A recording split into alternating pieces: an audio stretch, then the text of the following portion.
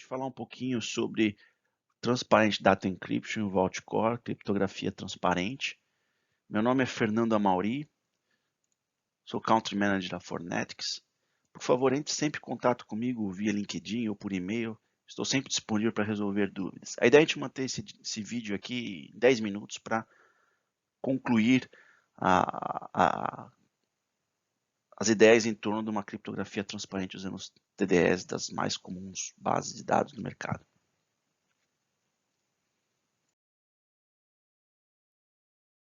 E o desafio, né, acho que eu sempre gosto de abordar isso porque faz parte da estratégia das empresas, né? Como proteger o dado rapidamente, visto que a legislação já está em vigor, a LGPD, enfim, outras obrigações aí associadas a contratos, né? Então é tão importante a gente ter uma melhor prática adotada, né? As questões de regulatório, né? Como a gente pode efetivamente atender, né? E entendendo também um cenário comum, que é a escassez de recursos, né? O céu, na verdade, não é o limite, né, para as tecnologias, mas o dinheiro tem um limitante importante, né, as questões de pessoal, enfim, os recursos, né, são limitados muitas vezes, então a gente tem que explorar o que as empresas têm disponível, né, já na infraestrutura, para a gente poder fazer as integrações e começar uma estratégia mais rápida, uma estratégia mais eficiente, né, e começar efetivamente a proteger o dado com criptografia. Então, como ter uma estratégia regulatória de proteção de dados que não afete o negócio, com budget reduzido e recursos limitados? Bom, proteger os dados, né? Bases de dados estruturadas. Não esqueço de falar sempre que as bases estruturadas são aquelas que estão realmente os dados, muitas vezes os mais sensíveis, mas porém são muitas vezes muito mais controladas, né? A gente não pode esquecer dos dados não estruturados, que não é o escopo de falar hoje, mas a ideia é que a gente não deixe de lado e a gente aborde esse tema mais para frente. Bom, os dados nas bases estruturadas são consideradas minas de ouro para os atacantes. Então, hackers atacam extraindo de forma granular os dados, né? E obviamente para comercializar, enfim, no mercado negro ou para um concorrente, enfim, capturar dados para qualquer tipo de aplicação, né? E às vezes isso acontece também não só para atacantes, mas até mesmo para análise de dados, é um tema que mais para frente eu vou abordar também, como fazer estruturas anonimizadas a partir da criptografia, né? Então, hoje é só realmente falar de TDE. Vamos lá, as bases não, né, estão suscetíveis a qualquer tipo de ataque hoje em dia, né? Desde credenciais com super privilégios, DBAs, enfim, né?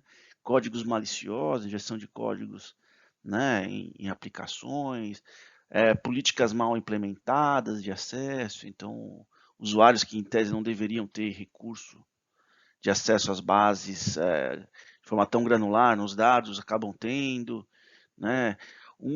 Talvez seja um risco muito grande que acontece demais também é o roubo do próprio arquivo ou mesmo das máquinas virtuais onde estão armazenados esses dados, né? Então são ataques relativamente simples de acontecer, pode ser de gente de fora, né? Enfim, colaboradores, de forma maliciosa às vezes, mas também de forma sem ser maliciosa, né?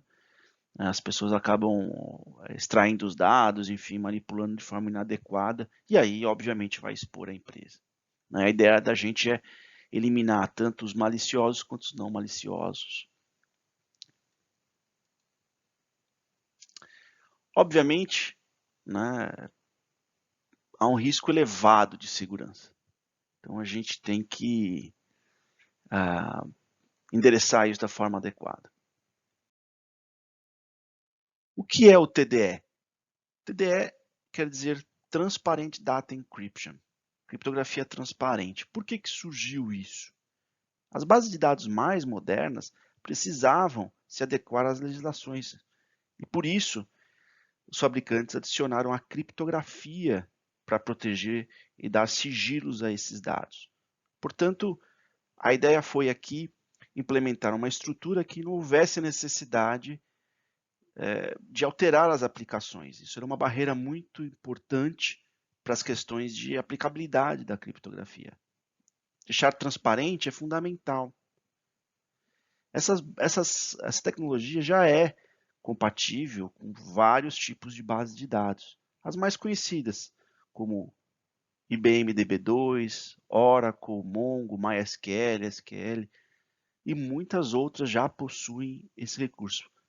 Por isso, é importante notar, junto às bases que vocês usam, se realmente já tem esse recurso habilitado ou disponível.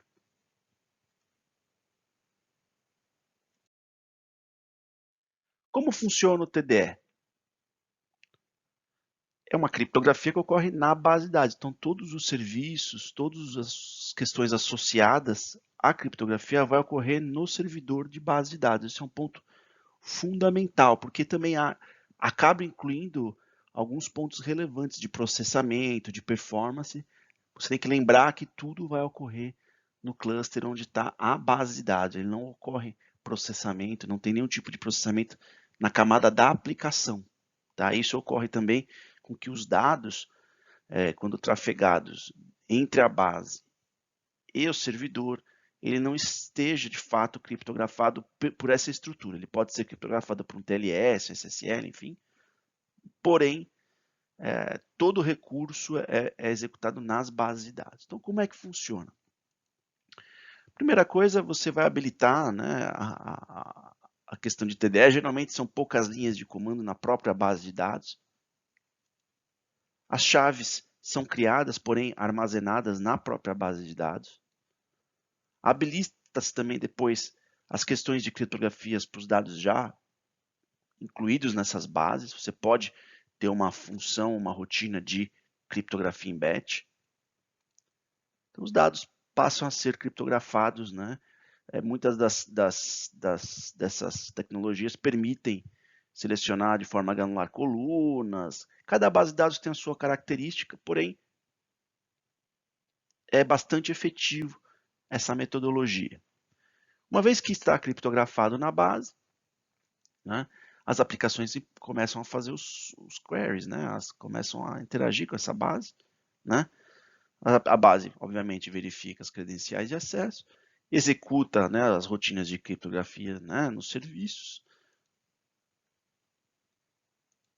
disponibiliza os dados para as aplicações. É uma metodologia bastante simples, não houve qualquer interação com a aplicação. Riscos. Perda do controle das chaves, roubo dos dados com chaves. Né? A chave está junto da base de dados, ou seja, você fechou a infraestrutura, porém a chave está junto com essa infraestrutura. Isso é muito perigoso. Tá? Muito importante a gente ficar atento a esse ponto, mesmo porque você pode perder o controle, ter questões associadas a silos criptográficos, você não começa a replicar as bases, você não sabe mais onde está a chave, backup a chave e a base, então você acaba perdendo o controle de fato. Mais uma vez, lembrando que os dados sempre entre a aplicação e a base de dados, ela não vai estar criptografada de forma nativa, somente por um canal seguro. E agora nós vamos falar como funciona o TDE usando um KMS, o Vault Core, que é a solução mais interessante em termos de gestão. Então, mesmo conceito, cria-se, né, em poucas linhas as chaves de criptografia, habilita-se a criptografia, né, só que nesse momento, quando tem um KMS, ele ativa a integração, né, e aí ele pede para criptografar essa chave que criptografa a base de dados.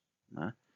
Aí nesse momento é feita a criptografia da chave da base com uma chave armazenada no Vault Core. Nesse momento você acabou de criar um conceito de múltipla custódia, onde uma equipe de SI pode ter, né, o acesso e o controle sobre o Vault Core e o gestor da base, os DBAs, controlam a camada da base somente. Tá? Isso é muito importante para as questões de proteção de dados e controle de acesso. Ok? Bom, seguindo o fluxo, né? As aplicações começam a fazer os queries, as bases, verifica-se, né, as credenciais de acesso, aí é feito também a questão de acesso da chave, né, onde é disponibilizada a chave de criptografia para poder usar a chave original de criptografia da base, então a gente chama isso de Key Encryption Key, uma chave que criptografa a outra, uma cadeia de criptografia, depois executa a criptografia dos dados no serviço de bases, né, e segue o fluxo, disponibiliza os dados, está disponível para as aplicações. Problema resolvido, gestão de chave e compliance. Você passa a ter controle sobre a custódia. Se alguém roubar essa base de dados com a chave, não vai ter acesso à chave que decriptografa as chaves. Então esse é o ponto bastante importante, um ponto bastante relevante e, sobretudo, as questões de administração e utilização das chaves. Como o Vaultcore integra com o CIEM, você sabe quais são as chaves que estão sendo consumidas e, numa eventualidade, você consegue ter a comprovação do uso adequado das chaves. Isso vai ser muito importante para a legislação, porque ela fala em deixar o dado ininteligível, né? Mas se você criptografar o dado e deixar a chave junto, isso não é a maneira correta e o dado não vai ficar completamente ininteligível, porque a pessoa vai conseguir decifrar. Então é tão importante ter essa gestão de chaves de uma maneira controlada quanto até mesmo criptografar os dados.